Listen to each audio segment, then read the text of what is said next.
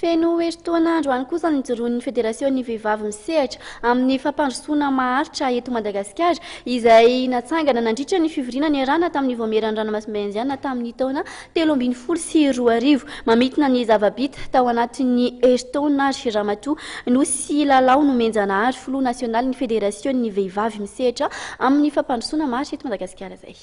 Nandritra n'izay herintaona izay dia natsangana zany andreo vovonana regionaly na koa hoe antenne régionale andreo vehivavy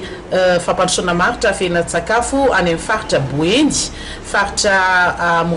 Menabe, faritra Atsinanina, faritra Analamanga ary faritra Vakinakaratra. Nandritra n'izay herintaona izay ihany koa dia araka ny teniny Andriamatoa secrétaire général ny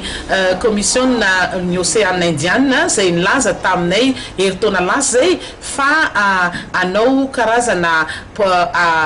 tetikasa pilote zany zay efatra nisany amin'ireo faritra ireo dia nanatotosa zany izay tetikasa efatra avy any amin'ny faritra Boeny, faritra Lotramangoro, faritra Analamanga ary faritra Vakinakaratra. Efa any ampelatana ny commission Océan Indienne zany ireo tetikasa efatra ireo fa efa vonona ihany koa izy ireo ny anolotra sy anatanteraka an'izany tetikasa izany. Io tetikasa io moa zany dia miankina momba ny fampandrosoana maritra sy ny fiahina ara-tsakafo zany hoe resaka fambolena satria ny voly vary, voly tongolo, voly katsaka ary voly voamaina zay zany no tena hoe teny napetraky ny secrétaire général ny COI tamin'izany fotoana zany fa ho anaovana ny Madagasikara ho sopotry ny COI ka eo mpanatanterahana an'izany zany